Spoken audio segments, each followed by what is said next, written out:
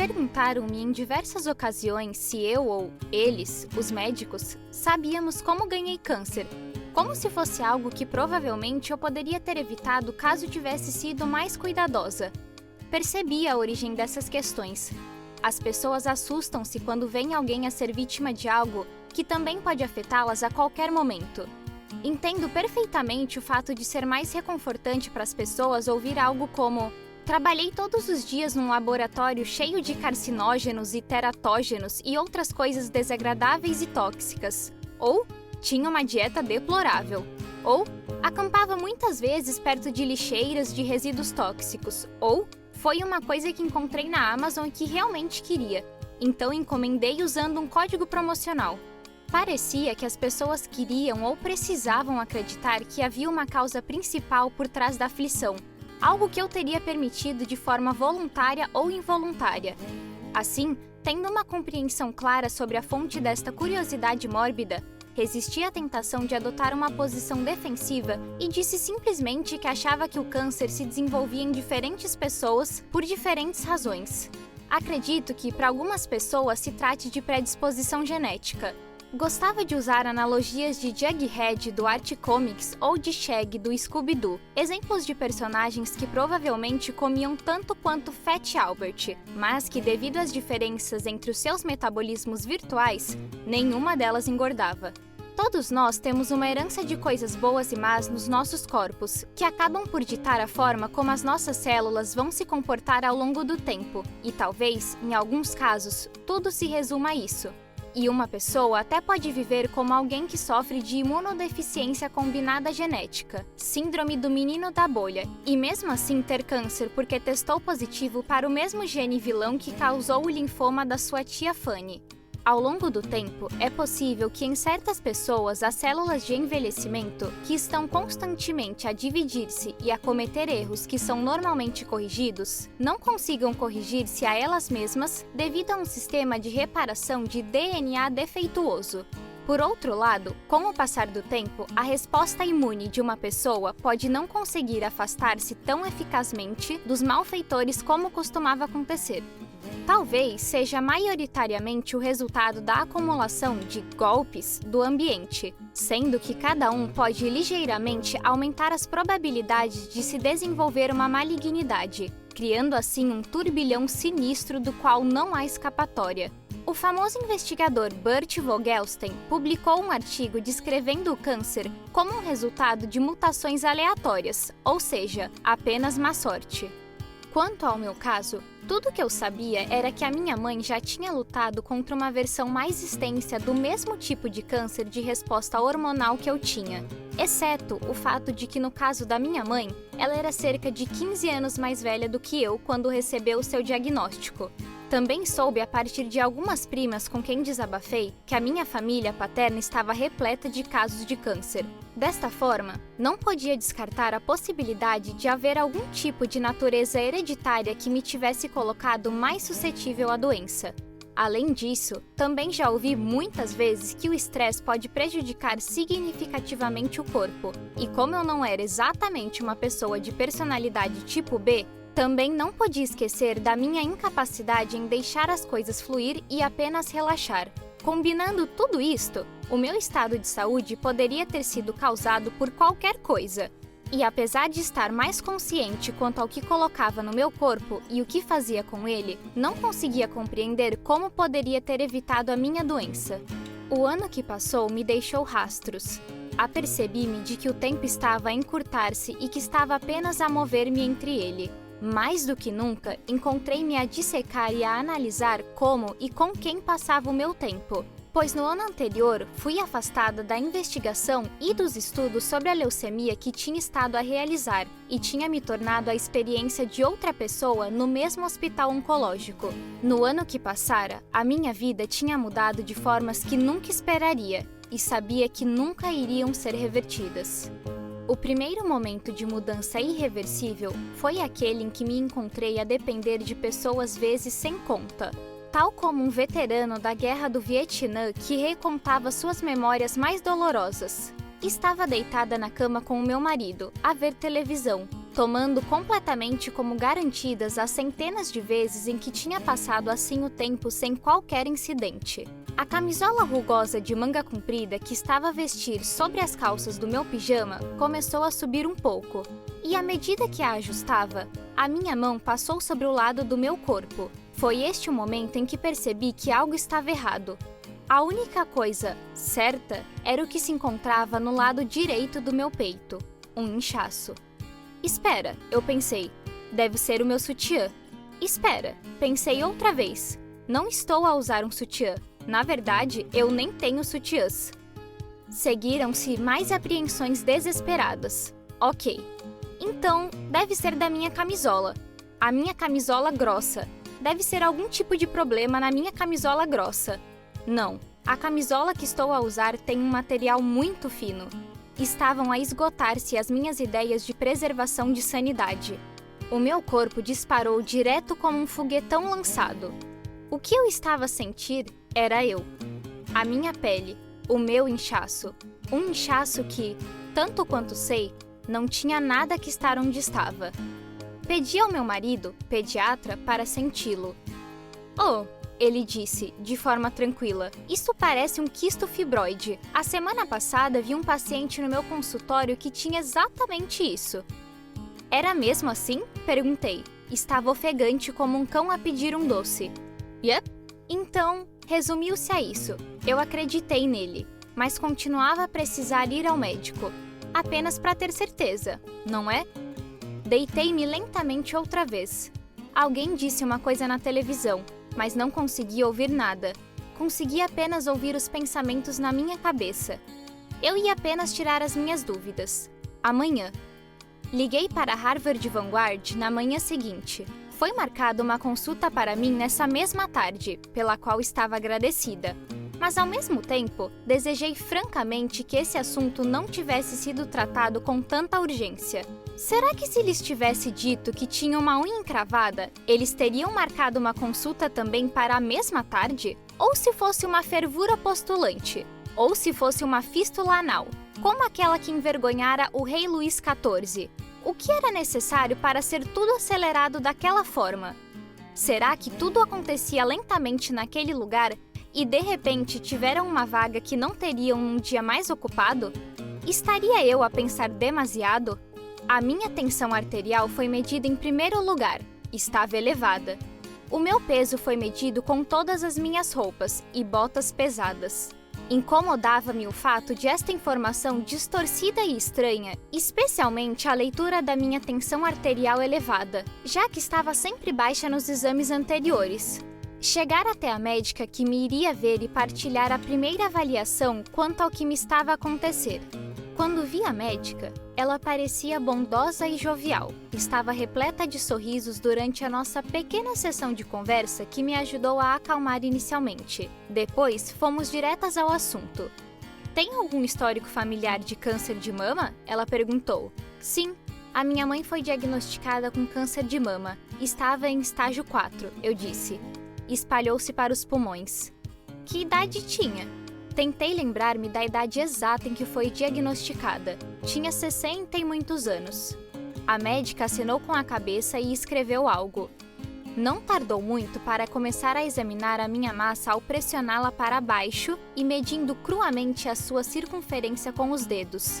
E com toda a inocência, partilhei com ela o que o meu marido tinha dito sobre o nódulo parecer apenas um quisto fibroide benigno. Foi aí que deu realmente para reparar no seu sentido de humor, e após um pequeno riso repleto de condescendência, ela disse-me que não é possível apenas sentir a massa para saber imediatamente o que é ou não é. Depois disse, é muito firme para ser um quisto. Mas não foi ela que disse que não era possível saber? Ah, esquece. A médica disse-me que iria pedir uma mamografia e um ultrassom e que tentaria consegui-los dentro de uma semana. O meu primeiro pensamento foi, uma semana? Apressaram-me para vir aqui em menos de 24 horas apenas com base numa descrição através do telefone de sabe-se lá o quê, mas agora que se resume a algo demasiado firme para ser um quisto, referido por uma profissional credenciada, eu posso apenas voltar ao hospital dentro de 7 dias? Sei o suficiente devido à minha própria experiência e prática em investigação oncológica que, biologicamente, nesta fase desconhecida, apenas uns dias podem não fazer uma grande diferença, mas psicologicamente, cada dia que passava em que o foco não estava nesse problema parecia uma eternidade. Uma enfermeira que estava perto da secretária da recepção, ao ouvir a nossa conversa, esperou silenciosamente até que a médica saísse. Depois, disse-me num tom baixo e tranquilizador: eles vão provavelmente conseguir uma consulta dentro de 2 dias. A equipe de radiologia não deve estar muito ocupada. Eu queria ser chamada, mas não recebi nenhum telefonema. Já tinha passado um dia e, no mínimo, queria saber para quando a mamografia e o ultrassom seriam agendados. Se tivesse de esperar uma semana inteira, ia me certificar de que tinha guardado um licor bem forte. Mas, se soubesse que seria cuidada imediatamente, daria ao meu fígado uma pausa. Então, em vez de estar colada ao telefone e de tentar usar as minhas energias psíquicas para fazer com que ele tocasse, liguei eu para o hospital, apenas para descobrir a verdade inexplicável e condenatória. A médica não pediu exame nenhum. Ah, sério? Este foi um verdadeiro momento de "mas que merda é esta?", que me forçou a usar a maior contenção possível para não alcançar e esmurrar fisicamente através dos fios a pessoa do outro lado da linha. O que impediu que esta cena ficasse feia foi que eu sabia que, na verdade, a recepcionista com quem estava a falar não era o problema. Sabia que tinha sido a minha grande médica comediante a deixar-me desamparada e à procura de razões que iam além da minha própria compreensão. Afinal de contas, este era um assunto urgente, não era? Porque... Eu gaguejei. Por que é que não foi marcada uma consulta? Ouvi um eco a gaguejar do outro lado. Não tenho certeza, disse a recepcionista. Deixe-me ver o que temos disponível. Houve alguns momentos de silêncio antes de ela dizer: parece que a consulta mais breve que consigo arranjar é só daqui a 2 semanas. Tem de estar a brincar. Mas a enfermeira disse-me que provavelmente conseguiam em 2 dias. Oh, não, disse a recepcionista. Não sei quem lhe deu essa informação, mas estamos cheios. Ok, desliguei o telefone, derrotada. Tentei pensar sobre onde era a loja de bebidas mais perto. A enfermeira recepcionista, cujo nome era Lisa, ligou-me de volta. Conseguimos arranjar melhor, disse ela. Tenho uma vaga para daqui 1 semana. Obrigada, disse eu, num tom mais suave, mas com uma tristeza ainda irreprimível. Aprecio o fato de ter ligado de volta e de ter tentado conseguir alguma coisa mais cedo. Ela ligou-me de volta uma 3ª vez e disse: adivinhe só, estamos com sorte. Acabei de receber um cancelamento para amanhã. Estava grata pela sua preocupação e persistência, e agradecia a esta mulher chamada Lisa, da qual sempre me lembraria como meu anjo da guarda.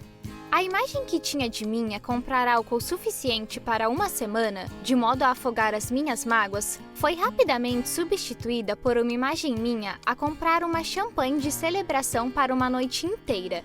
Eu ia conseguir algumas respostas, e não ia ter de esperar 1 semana ou mais para as conseguir. Ou pelo menos era isso que pensava. Lisa soube exatamente quem eu era assim que me aproximei da secretaria frontal do departamento de radiologia. Resisti à vontade de abraçá-la e segui uma linha reta em direção à minha mamografia, onde poderia ansiar ver o meu peito direito esmagado como um marshmallow Lansmore. A técnica era loura, animada e aparentemente dedicada a remover o pânico que estava obviamente pintado em toda a minha cara.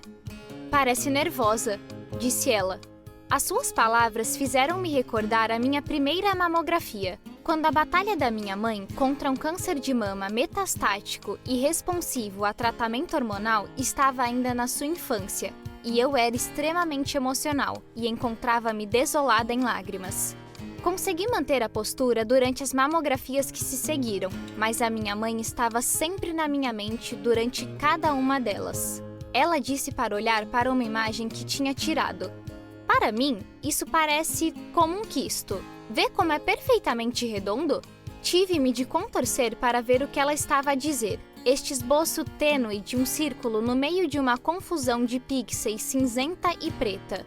Fazia-me lembrar os piores géis de proteína que tinha experimentado ao longo dos anos no laboratório, sondados com um anticorpo muito, muito mau, com uma relação ruído-sinal inaceitavelmente elevada. Tal resultado seria considerado incapaz de ser facilmente interpretado e não teria qualidade para publicação.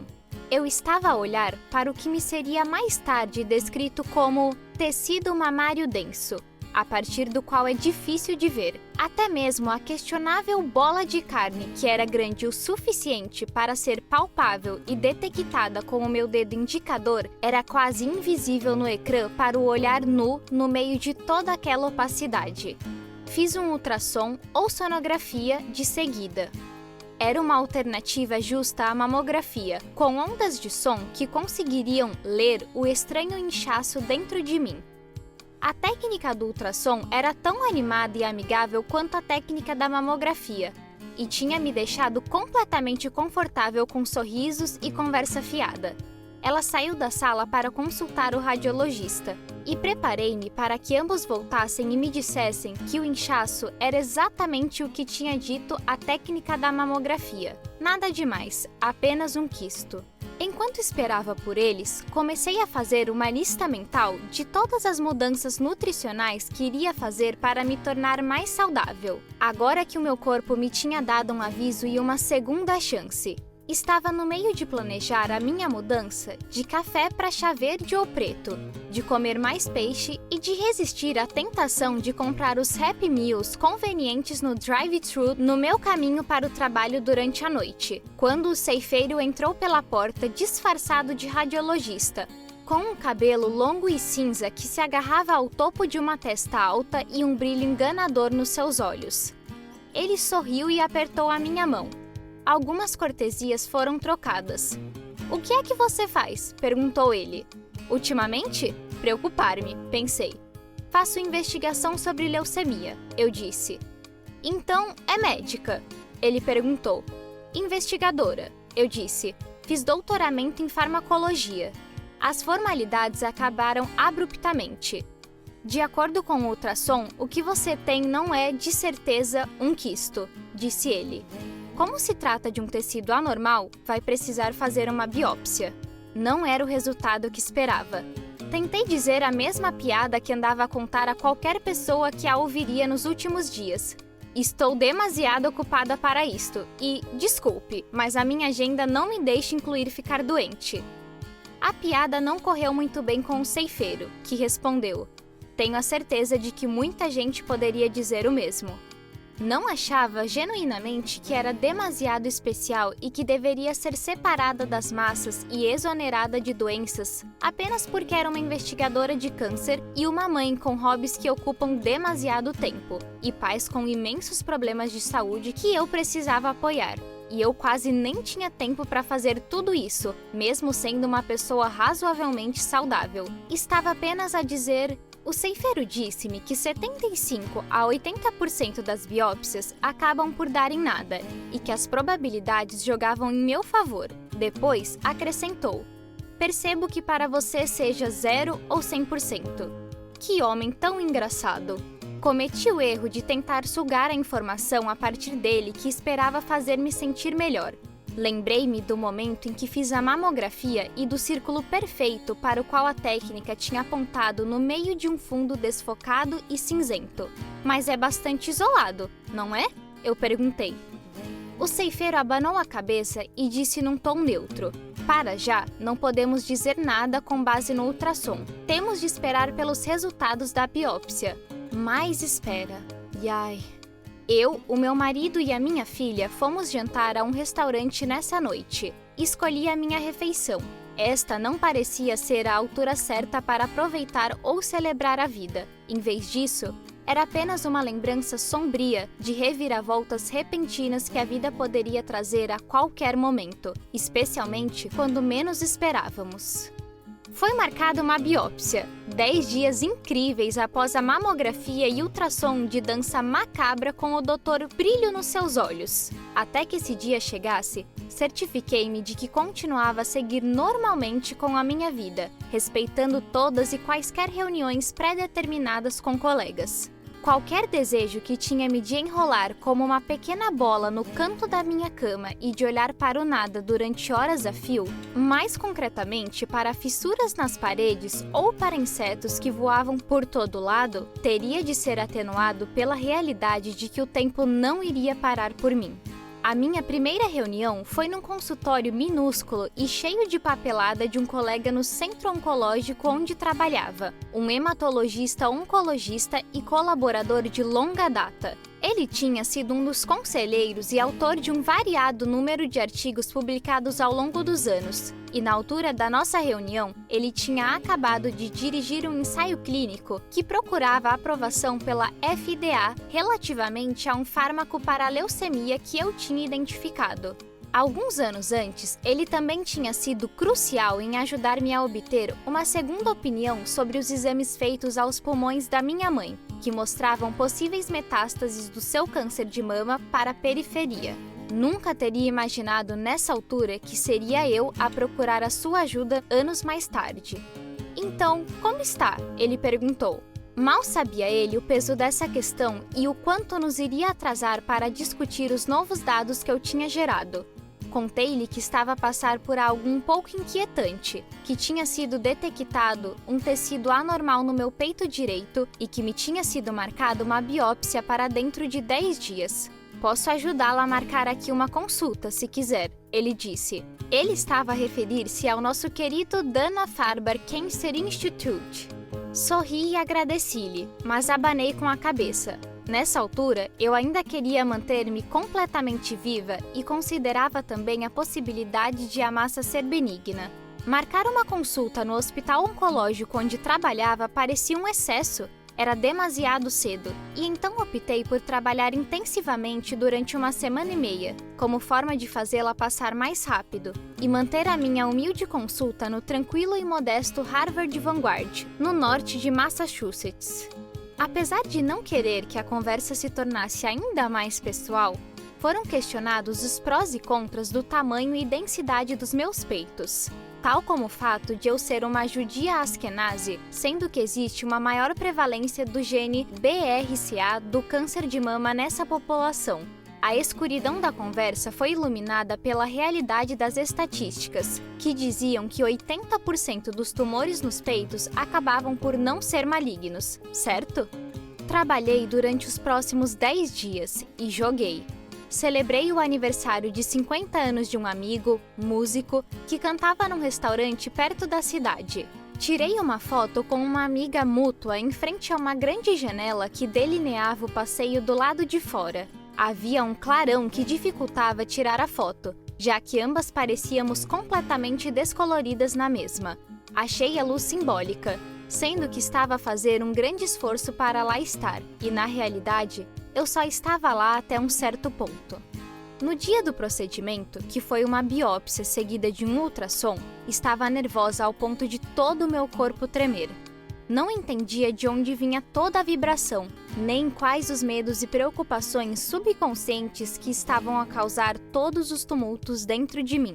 Não fazia ideia se a biópsia iria doer ou não, se faria cócegas ou se me picaria, se me levaria para uma depressão profunda e sombria ou se me deixaria incrivelmente feliz. O que sabia era que as peças deste estranho caroço no meu peito seriam removidas e analisadas, e o resultado seria algo ou nada. E suponho que esse conhecimento era suficiente para me fazer tremer de forma descontrolada. Uma enfermeira que estava ao lado da minha cama e que viu todos os meus tiques e convulsões, perguntou se estava com frio e se precisava de uma manta. Tentei explicar que não achava mesmo que estava com frio, mas que simplesmente não era boa com técnicas médicas.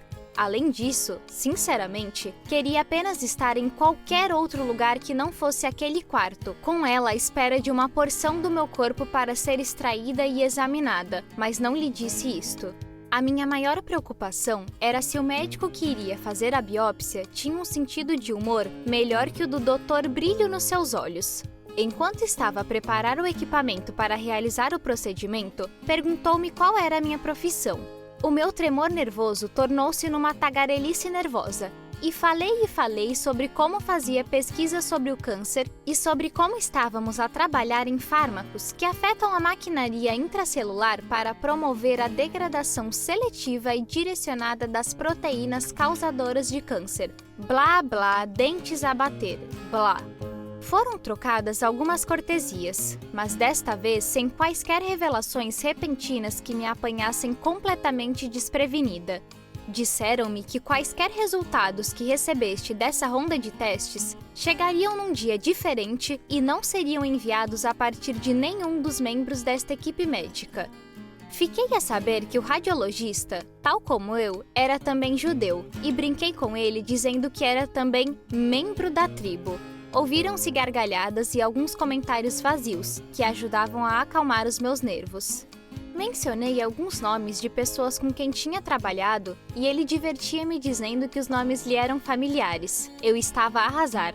Isso estava mesmo a começar a funcionar para me distrair do pensamento nauseante sobre o que ainda estava por vir. Continuei a tentar mencionar nomes de médicos e investigadores que conhecia bem e sobre quem ele provavelmente nunca ouvira falar, até que ele mudou abruptamente de tema. Então não podemos continuar a conversa? Perguntei, certificando-me de que soava abatida. Não, desculpe, ele disse. Precisamos começar. A última coisa que eu queria fazer era interromper a sua concentração, caso isso significasse tentativas fracassadas e a necessidade de repetir a sua procura dentro de mim para conseguir o que precisava. Rapidamente comecei a pensar em coisas sombrias, que naquele momento, infelizmente, não era assim tão difícil de fazer. Quer olhar para o ecrã? Ele perguntou. O que ele queria dizer era: será que eu queria ver imagens estranhas que me teriam de explicar no ecrã do ultrassom enquanto desfalcavam as minhas entranhas? Quer me ver vomitar? Pensei eu. Respondi educadamente. Não, e virei a cabeça para o outro lado. Para quase tão longe como a cabeça de Linda Blair no filme O Exorcista, o que, sem surpresas, me tinha vindo à mente.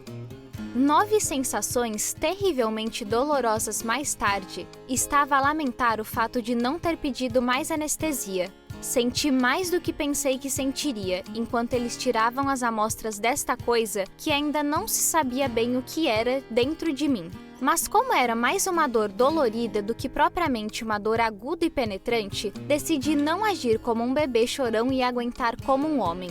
Um homem que, considerando tudo o que estava a passar, secretamente queria ser. Aprendi mais tarde que deixar alguém estupidamente dormente era a chave para uma biópsia sem dor. O que era mais inquietante do que o procedimento propriamente dito era o pacote gelado que eles tinham colocado sobre a área onde tinha feito a biópsia. Disseram-me para segurar nele durante um tempo, mas como só adicionava literalmente dor, fingi que o segurava sobre mim durante algum tempo. Fui levada por uma enfermeira para o outro quarto para ter o epítome do oxímoro, que eles descreveram como uma mamografia suave, para que pudessem obter a imagem de um chip que colocaram dentro do tumor. A mesma técnica que tinha feito a minha mamografia original estava à minha espera. Tinha sido ela a pessoa que tentou acalmar os meus nervos na tentativa de me convencer de que aquele caroço não parecia ser mais que um quisto. Perguntei-me sobre o que ela estava a pensar quando entrei no quarto após a biópsia e vi na sua cara um olhar ligeiramente desviado, um sorriso triste, possivelmente de pena. Apesar de toda a pressão que coloquei com gelo sobre a área autopsiada, havia ainda muito sangue, o que pareceu ter deixado a técnica da mamografia surpreendida, já que ela correu apressadamente para fora do quarto para ir buscar gaze. Havia uma caixa de lenços no balcão perto de onde eu estava sentada. Peguei num e coloquei sobre o sangue, não dando grande importância na altura ao significado de tudo. Os tumores encapsulam-se nos vasos sanguíneos. A técnica voltou com uma mão cheia de gaze, e eu estava orgulhosamente a analisar o trabalho bem-sucedido que o Kleenex e o meu polegar tinham realizado. Ela tentou posicionar-se de modo a ver a imagem do chip, mas não serviu de nada. Estava demasiado profundo para ser facilmente visto na mamografia.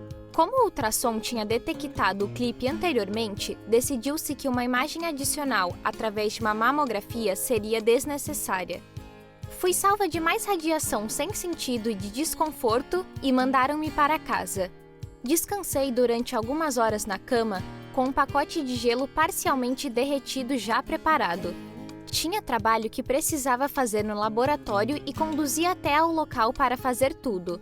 Dei por mim a estremecer de vez em quando, enquanto pipetava células de leucemia em pequenos furos numa placa de microtitulação, pensando sobre o que tinha passado, o som de estalo, a dor, o gelo, o sangue.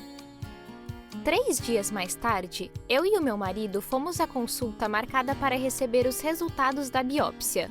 Fui novamente pesada com toda a minha roupa e botas. A minha tensão arterial foi novamente verificada e estava outra vez alta. Enquanto esperávamos no consultório pela minha médica de cuidados primários, que alguém me tinha aleatoriamente atribuído e quem eu nunca tinha conhecido, não posso dizer que me sentia demasiado preocupada. Em retrospectiva, isso foi, sem dúvida nenhuma, um erro. Ao longo dos anos, descobri que, frequentemente, uma pitada de pessimismo com um pouco de histeria ajudava a afastar as coisas negativas. É quase como se esse tipo de pensamento tirasse aos poderes divinos a capacidade de chocar e perturbar, e eles simplesmente desistem, já que não é mais algo divertido. Durante toda a minha vida, tenho sido, quase na brincadeira, referida pelos meus amigos como alguém completamente neurótica. Mas o que eles não percebiam era que ser uma neurótica acabou por se tornar o meu modus operandi para a sobrevivência. Sentei-me numa cadeira ao lado do meu marido, assumindo que aquilo que eu tinha não passava de um daqueles fibroadenomas benignos e induzidos por hormônios sobre os quais eu tinha lido, e cujo tamanho poderia variar desde uma simples ervilha a uma bola de golfe. Nem consegui imaginar o que era ter algo assim tão enorme dentro de mim, que consistisse num grande caroço cheio de nada e que não iria a lado nenhum. E o que para mim parecia ser aproximadamente do tamanho de um pequeno mármore. Para estimular ainda mais as minhas ilusões, havia o fato de eu estar na pré-menopausa, na altura em que tinha feito a mamografia e o ultrassom. Bang! Obviamente, haviam muitos hormônios cujas intenções não eram boas e que estavam a voar dentro de mim, dando-me estas sensações estranhas e febris na área do peito todos os meses, e fazendo com que coisas estranhas acontecessem e caroços estranhos aparecessem do nada. Pode-se acrescentar ainda o fato de eu ter completado 50 anos no início desse ano, a idade na qual as pessoas são vivamente encorajadas a verificar os seus pólipos na parte de trás e quando as mulheres tendem a começar a lidar com a menopausa, caso isso ainda não tivesse acontecido.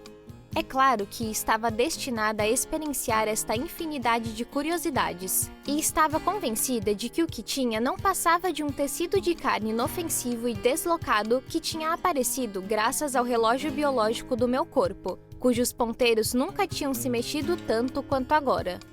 A médica de cuidados primários entrou no consultório e apertou a minha mão e a do meu marido. Ela não parecia particularmente feliz e, mais tarde, o meu marido disse-me que foi nesse momento que ele soube. As palavras "a sua biópsia deu positivo para carcinoma ductal invasivo" saíram dos lábios tensos da médica. Ela não fez uma pausa antes de dar seguimento com a frase "quer que lhe escreva uma prescrição para Ativan?" Pareceu-me óbvio naquele momento que o ceifeiro tinha voltado, agora numa versão mais feminina e com ainda menos sentido de humor. E se eu tivesse sido criada numa floresta tropical por macacos e não tivesse qualquer conhecimento acerca de câncer, a sua oferta de prescrição de lorazepam teria me dito com toda a certeza que o que eu tinha era algo realmente mau. Tinha de passar pelo edifício do Harvard Vanguard todos os dias como parte do meu trajeto de e para o trabalho. O edifício invocava sempre memórias do meu marido, de pé e do lado de fora, a olhar para mim após sabermos o diagnóstico. Suponho que seja natural, quando a mortalidade de alguém é questionada, que o filósofo que vive no fundo de cada um de nós surja para fora do esconderijo. Dei por mim a refletir, de repente, sobre o quão boa ou má a vida tinha sido, ou o quão boa ou má eu tinha sido, e se as coisas poderiam ter sido melhores ou diferentes, ou talvez se as coisas tivessem de começar a ser diferentes ou melhores. Seria mais feliz sem mim? Perguntei. Uma pausa. A expressão facial de "está sendo ridícula" e "claro que não", o que é que quer dizer? Me ama? Sim. Um abraço, um beijo, o vento a soprar sobre os nossos cabelos naquele dia frio de março. Agendaram-me uma consulta com um cirurgião através do Harvard Vanguard. Ele tinha feições escuras e um sotaque que eu não conseguia identificar, e era também um homem muito simpático. Apesar de dizer que estava a sofrer de uma enxaqueca, ele sorriu, foi agradável e garantiu-me mais 50 anos de vida, apesar de ter dito que não me podia prometer mais do que isso. Disse-me que eu tinha o que ele chamaria de um tipo de variedade de jardim na forma de câncer de mama.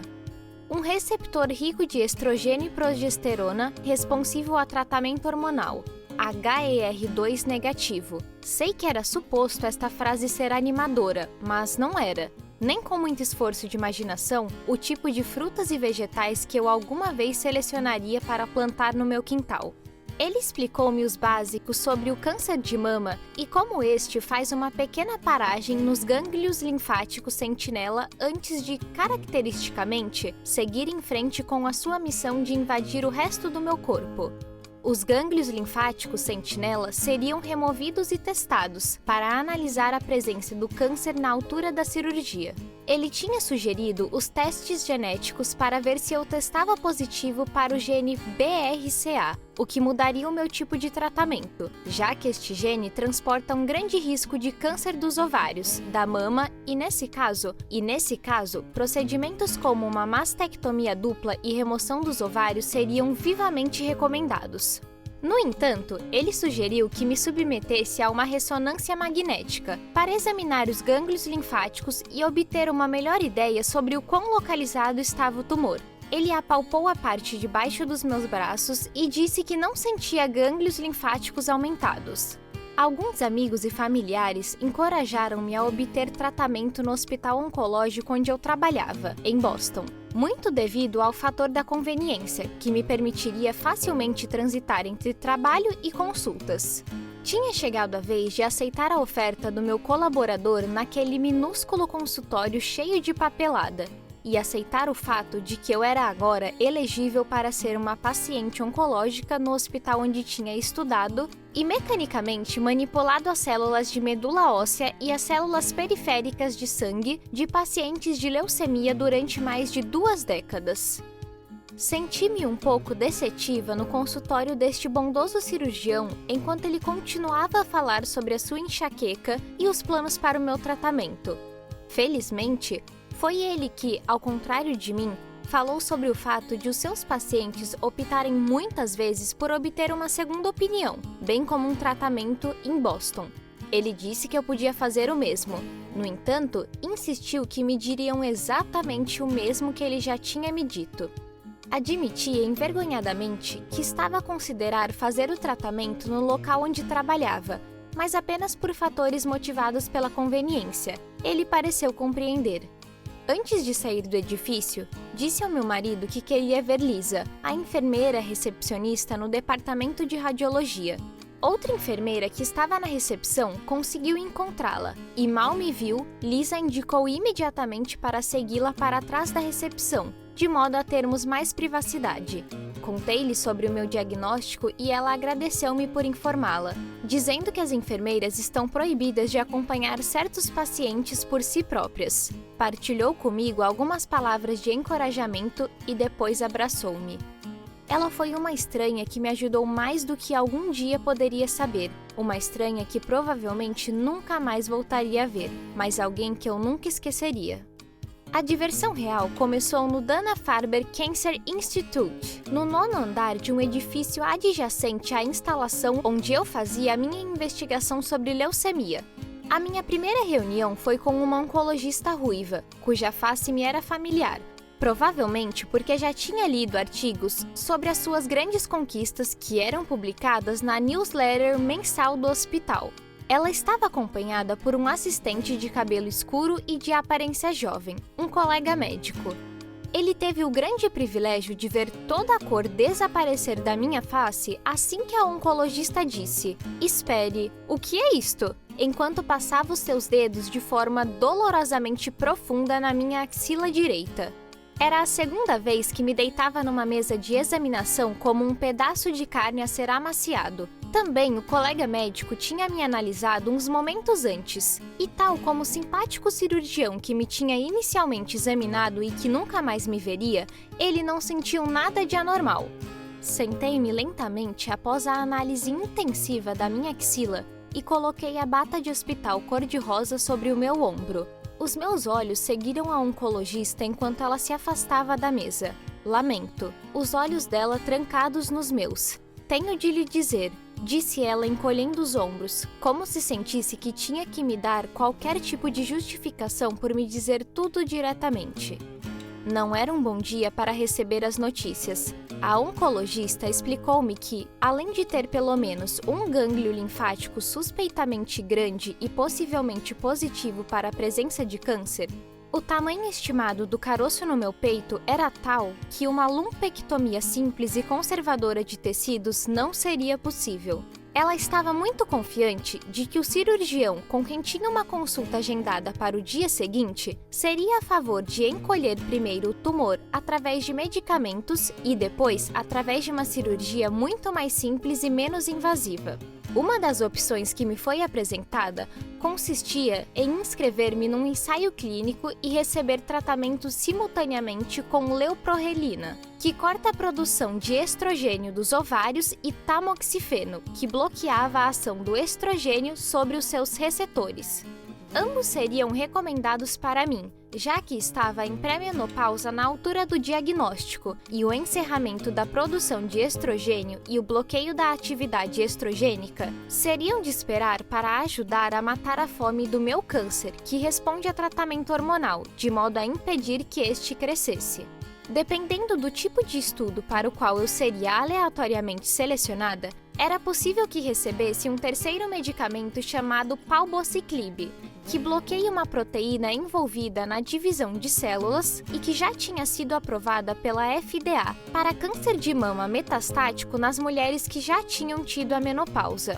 Havia uma pequena e inocente fantasia que se incubava na minha mente, segundo a qual o câncer seria retirado de mim, dividido, e eu seguiria com a minha vida, feliz, tal como a conheci, e o meu mundo voltaria.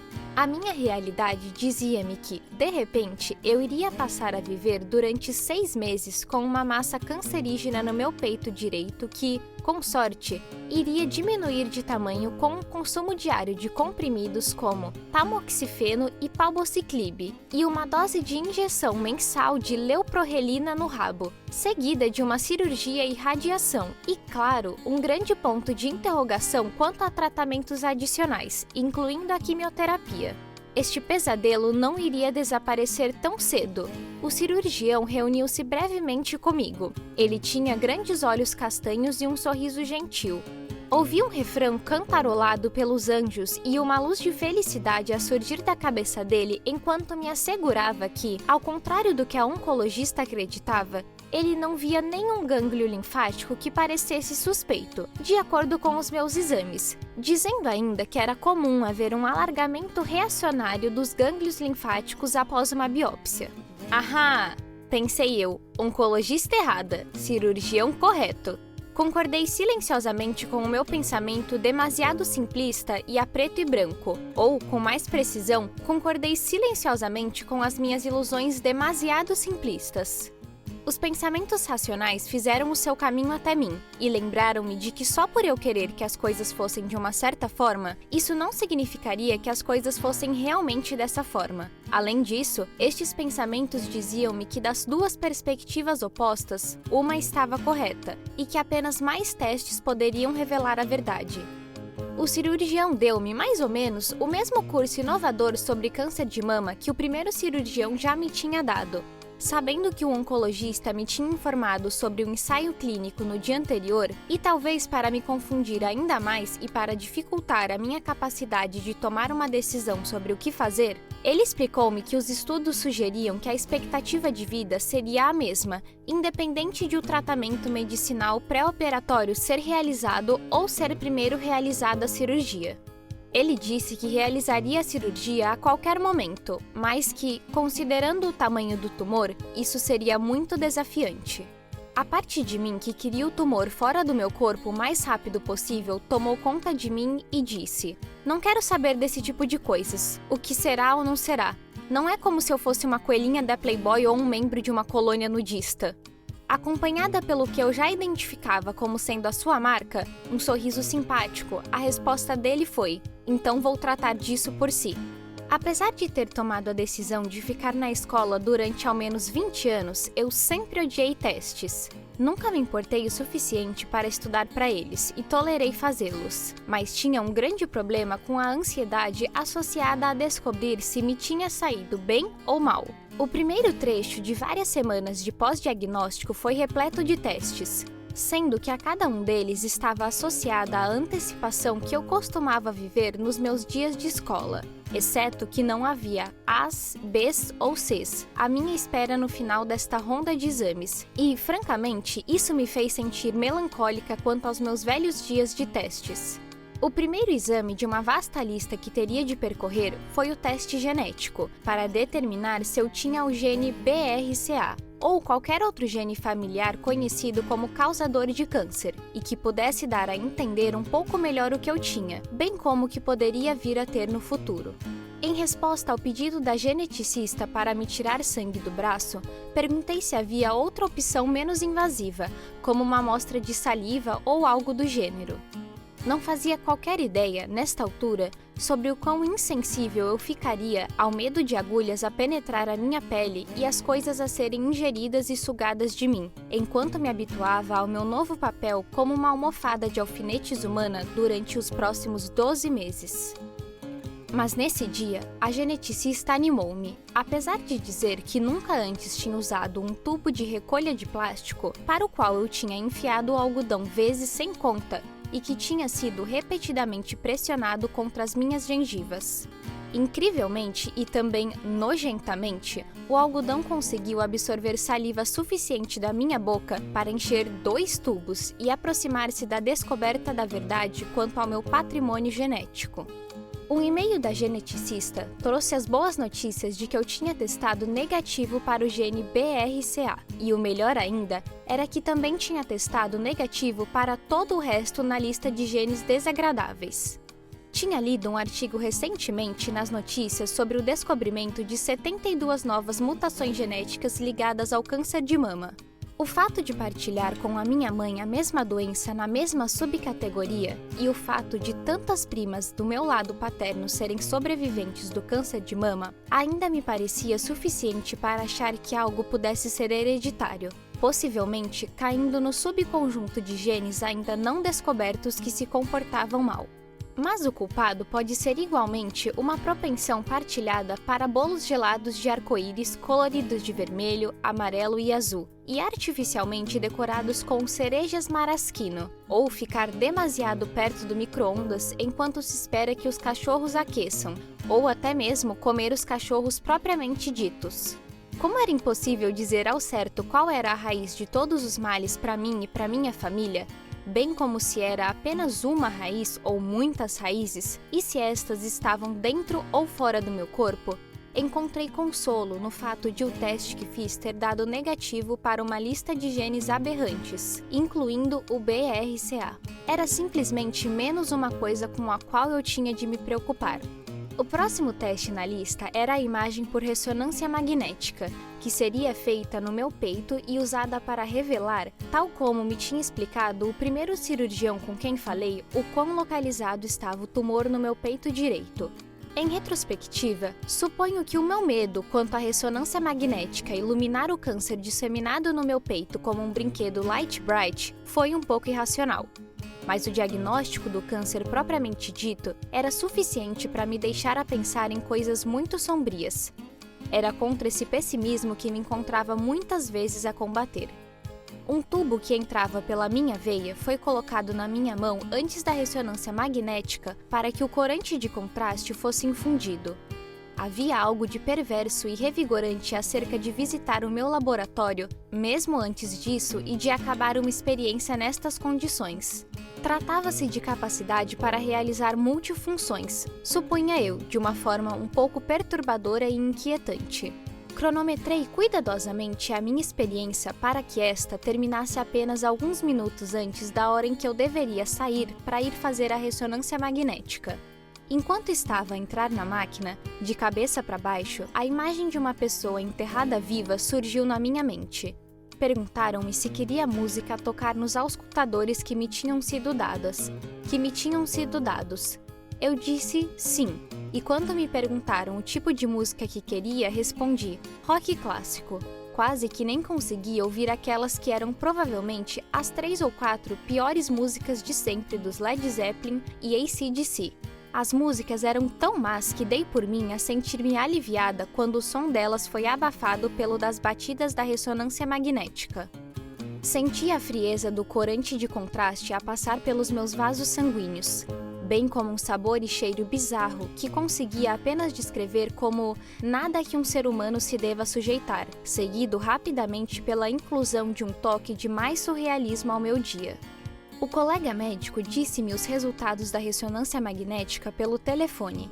Havia boas notícias, nada de anormal foi verificado no meu lado esquerdo, o que significava que estava tudo confinado apenas no meu lado direito. Mas a ressonância magnética confirmou que a ação do lado direito estava um pouco fora do controle. Aquele gânglio linfático que a oncologista suspeitava ter crescido estava realmente cheio de orgulho de si mesmo. Ainda não se sabia nesta altura se o gânglio linfático era maior do que o suposto, se estava como um peru no dia de ação de graças, recheado com células cancerígenas, ou se, como o meu gentil cirurgião sugeriu, estava inflamado devido àquela biópsia horrível e dolorosa. Mas independentemente deste gânglio linfático usar um chapéu preto de cowboy ou um chapéu branco, a sua presença era intimidante e alguém tinha de abater aquele bastardo. Havia ainda um outro teste que eu precisava fazer, que era uma consequência de ter níveis de bilirrubina suficientemente elevados para possivelmente me desqualificar para o ensaio clínico. Foi agendada uma ecografia ao meu fígado para me certificar de que não havia obstruções naquele local. Nesta altura, não tinha certeza se conseguiria aguentar as más notícias de algo mais a ser descoberto no meu corpo e cuja presença seria indesejada. Mas parecia que não tinha outra opção além de aguentar outra expedição de mergulho de alto mar nos meus órgãos internos. Quando entrei na sala onde seria realizada a ressonância magnética, fui cumprimentada por um cavalheiro mais velho, o técnico do ultrassom, bem como por 2 homens mais novos vestidos em fatos pretos com gravata, e que presumi, com base nas suas intenções com o técnico, que não eram realmente imitadores do Blue Brothers, mas que poderiam, em vez disso, ser representantes da empresa a quem se comprou o equipamento de ultrassom. 3 homens estranhos, uma eu sentindo-se estranhamente exposta em frente a 3 homens estranhos. Da forma mais educada que consegui, perguntei se todos eles tinham de ficar na sala enquanto o técnico levantava a minha camisola e puxava as minhas calças para baixo, de modo a ter acesso ao meu fígado e vesícula e o que mais estava nas proximidades. Ambos os homens, de fato, eram muito simpáticos e flexíveis. Um deles respondeu ao meu pedido saindo da sala para ir buscar um café. Dificultei um pouco o trabalho do técnico, que continuou a tentar levantar a minha camisola e a manter as minhas calças até certo nível. "Não quer que eu continue com este procedimento?" perguntou ele num tom gentil. "Quero", menti, perdendo o controle das minhas roupas e abanando a bandeira branca da rendição. Segurei a respiração sempre que ele passava vezes sem conta por alguma área do meu corpo com a sonda do ultrassom, enquanto olhava para o ecrã. "Vê alguma coisa?" perguntei. "Está aí alguma coisa? No meu fígado? Na vesícula? No pâncreas? Mais algum tumor? Existe mais do que um? É algo mais além do que um tumor? Estou prestes a dar à luz a um bebê alien como naquele filme?" O médico disse para respirar fundo e continuou a analisar o ecrã. Após o que pareceram longas horas, se bem que foram apenas uns bons 20 minutos, a sonda do ultrassom foi retirada e eu consegui cobrir novamente o meu corpo. Um médico voltou mais tarde e disse-me que o meu fígado, pâncreas e vesícula estavam bem. Tive de me conter para não saltar de felicidade por causa das notícias que indicavam que, pelo menos, 3 partes do meu corpo não estavam desfiguradas ou doentes. Agradeci ao técnico pelo bom trabalho e por me ajudar a receber algumas boas notícias para variar. Ele disse-me que talvez fosse o meu amuleto da sorte. Também me mentiu e disse que eu era uma paciente excelente. Sabia que não era nada boa, mas ele foi simpático o suficiente por tentar deixar-me pensar o contrário. Você tem aí um pouco mais de peso tumoral do que gostaríamos de ver, disse o colega médico. Vamos tentar fazer de tudo para que não tenha de voltar aqui e olhar para nós outra vez, disse o oncologista. Estamos a tentar evitar que tome doxorubicina ou algum outro tipo de quimioterapia potente, disse o oncologista, bem como o colega médico. Estava decidido. Eu acabaria por optar pelo ensaio clínico, que, através de uma combinação de 6 meses de terapia hormonal e palbociclib, iria tentar diminuir o tumor para um tamanho que permitiria uma simples tumorectomia e, ao mesmo tempo, talvez, abater qualquer coisa que poderia ter se aventurado a sair do gânglio linfático questionável para desestabilizar partes do meu corpo.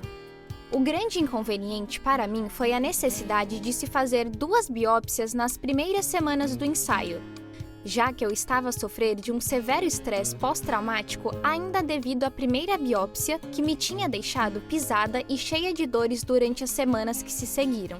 As biópsias em si eram quase o suficiente para eu desistir do ensaio, mas os argumentos apresentados em favor do mesmo e os potenciais benefícios a longo prazo que seriam adquiridos foram o suficiente para me deixar continuar. Enquanto estava deitada na mesa do consultório, onde tinha realizado as minhas primeiras 2 biópsias, questionei-me sobre o número de pessoas entre todos os hospitais em que estive que já me tinham visto sem camisola. Eu, o tipo de pessoa que se sente envergonhada por tirar a roupa num vestiário em frente daqueles grandes espelhos que podem ou não estar acompanhados por câmeras de segurança. A minha mãe disse-me depois de um tempo que iria despir-se com tanta frequência que já não incomodaria mais. Questionei-me sobre quanto tempo seria preciso para eu chegar a esse ponto. Foi realizada uma aspiração de agulha fina do gânglio linfático como parte da primeira biópsia, de modo a ser o elemento de desempate entre as 2 previsões opostas sobre o porquê de este ter aumentado.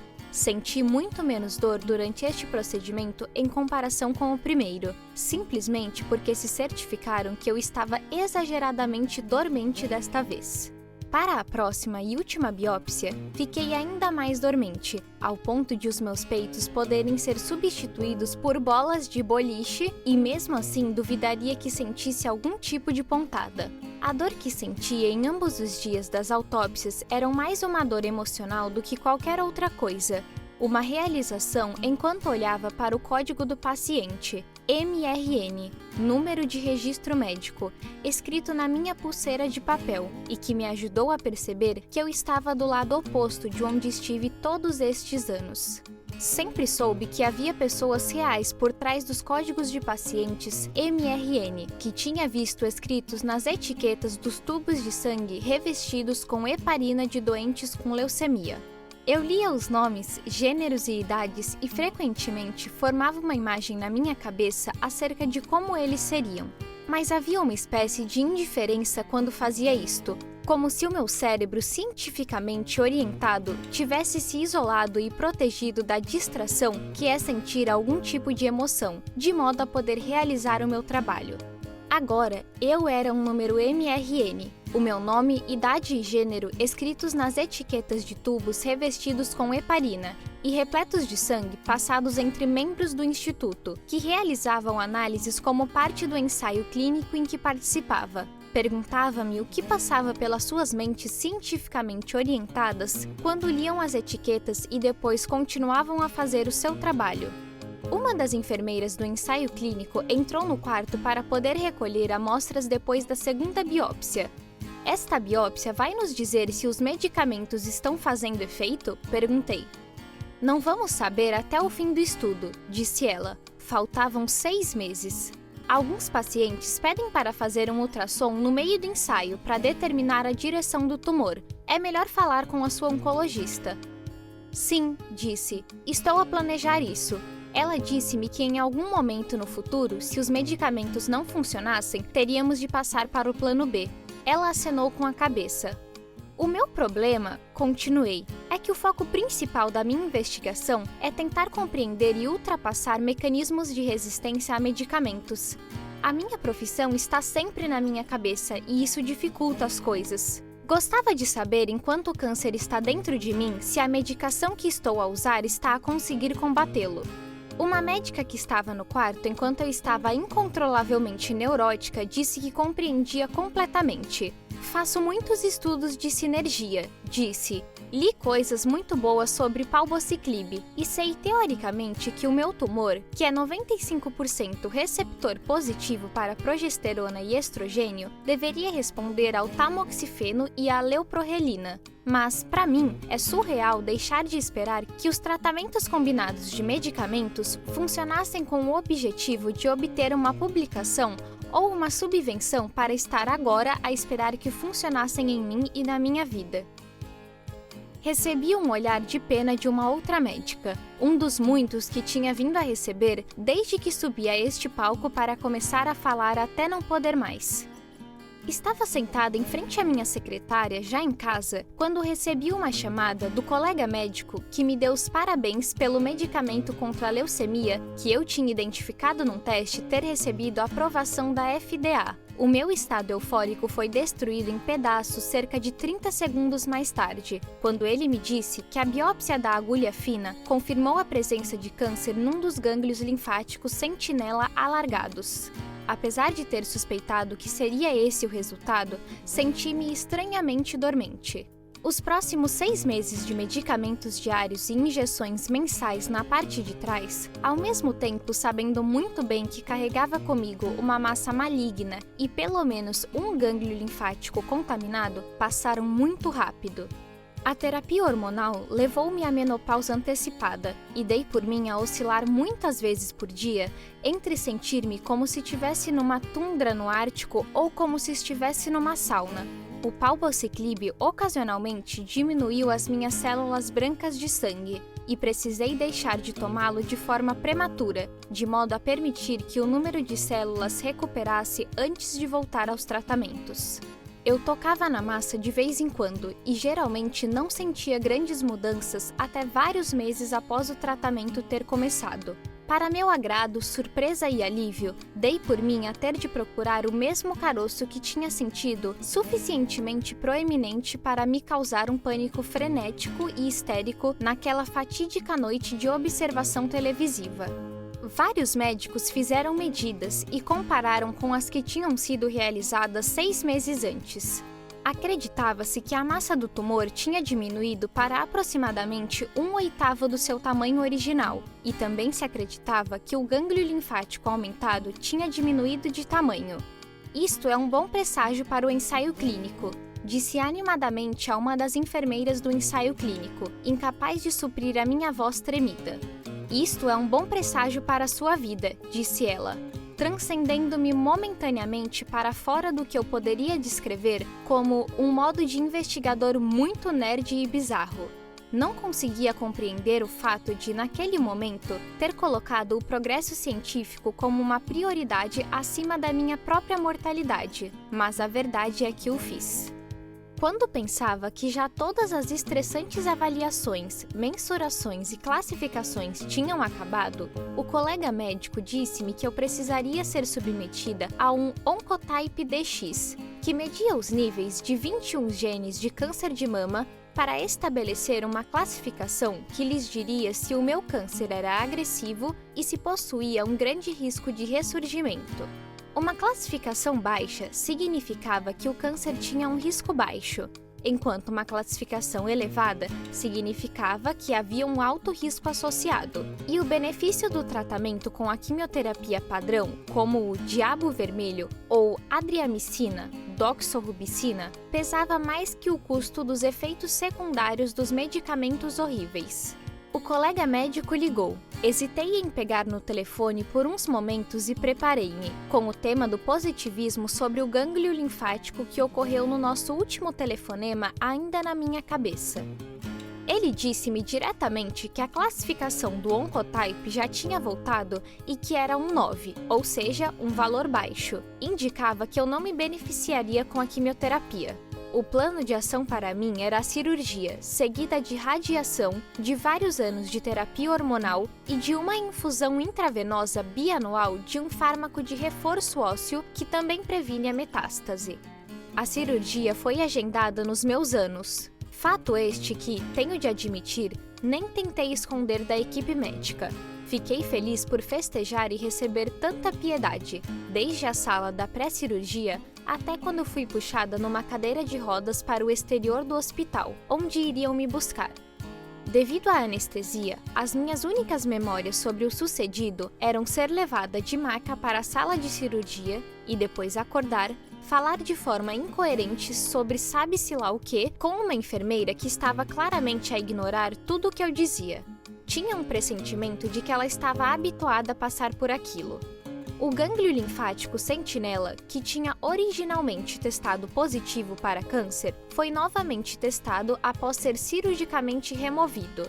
Quando o colega médico me ligou para dizer se o gânglio linfático retirado ainda continha câncer residual, tendo em conta a mistura de boas e más notícias que ele me tinha dado nas nossas conversas telefônicas passadas, pensei que desta vez poderia ir para ambos os lados.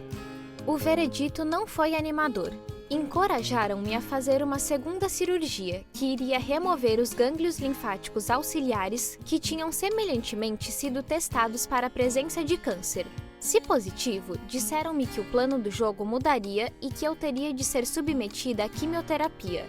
Se negativo, eu poderia saltar de felicidade, mas só após me ter curado suficientemente bem para o poder fazer. A próxima cirurgia aconteceu cerca de 2 semanas mais tarde. Dei por mim a querer que chegasse um momento em que seria completamente anestesiada e em que teria a experiência de não me lembrar de uma única coisa entre os momentos antes e depois da cirurgia. Passando ainda por momentos breves de consciência que me fariam falar com quem estivesse mais próximo de mim. A dor que senti daquela vez, após a cirurgia, era muito mais intensa do que a dor que eu tinha sentido após a tumorectomia, e durante algumas semanas não conseguia me abaixar em casa, junto da nossa máquina de lavar, para apanhar o raio da roupa, sem sentir que alguém me estivesse a esfaquear na parte de trás do meu ombro com uma faca afiada. O colega médico ligou. Assumi o que se tinha tornado a minha posição tradicional de ir agora receber notícias que alteram a minha vida e apertei bem o braço da cadeira em que estava sentada enquanto segurava a respiração. Os resultados dos gânglios linfáticos auxiliares já voltaram, deram negativo, ele disse. Respirei em alívio tão intensamente que acredito ter abalado a nossa casa por um momento. Os poderes dos céus acima tinham finalmente me agarrado e eu poderia ir para a linha de chegada. Agora, tudo o que me restava eram 6 semanas de radioterapia que começaram comigo a ser perfurada no peito com pequenas sardas, semelhantes a tatuagens que delineavam os campos de tratamento. O hábito de me vestir e despir diariamente em 2 batas de hospital e de ser colocada numa mesa por uma máquina rotativa tinha se tornado nada mais que uma nova rotina após apenas 2 semanas. Antes que eu soubesse, era o dia da graduação. Por isso, amarrotei as minhas batas e atirei-as para o balde de roupa fora do vestiário do hospital pela última vez. Uns meses mais tarde, fiz uma mamografia. As palavras nada suspeito e tecido benigno levaram-me imediatamente para tempos mais simples, onde tal relato era a norma antecipada e algo que eu tinha realmente tomado por garantido. A vida voltou a ser o que era antes do diagnóstico de câncer, com noites tardias acompanhadas de um café morno, enquanto calculava dados gráficos no meu computador de casa e tentava reforçar os objetivos da proposta para o próximo prazo de subvenção que se aproximava. Às vezes, esqueço-me de tomar a minha dose noturna de tamoxifeno, mas na maioria das vezes este tornou-se um ritual reflexivo como lavar os dentes ou a cara. Apenas faço-o, sem pensar muito sobre as razões por trás do fato de o fazer. Tenho de trabalhar mais no combate ao aumento de peso relacionado com a leuprorelina ou tamoxifeno, e estou a fazer uma dieta consideravelmente mais saudável, com o mínimo de açúcar e muitas proteínas. Alguns dias sinto mais fadiga do que outros e não consigo entender por quê. As visitas ao consultório do oncologista e colega médico, que variam entre alguns meses, são uma lembrança particularmente séria sobre o que foi e o que me deixará sempre preocupada por poder vir a ser. E depois ainda existem os números MRN e os nomes, idades e gêneros dos pacientes que continuo a registrar no livro do laboratório. As amostras de medula óssea ficou e as células que conto com um hemocitômetro e contra o qual testo a atividade de novos fármacos alvos de leucemia.